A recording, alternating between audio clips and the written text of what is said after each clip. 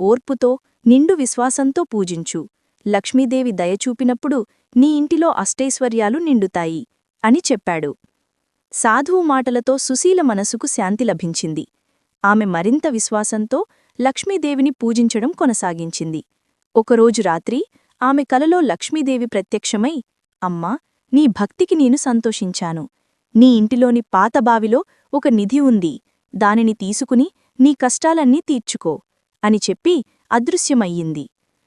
తెల్లవారుజామున సుశీల పరుగుపరుగున వెళ్లి పాతబావిని చూసింది.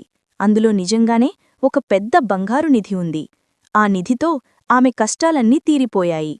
ఆమె భర్తకు మంచి వైద్యం చేయించి పిల్లులకు మంచి జీవితాన్ని ఇచ్చింది.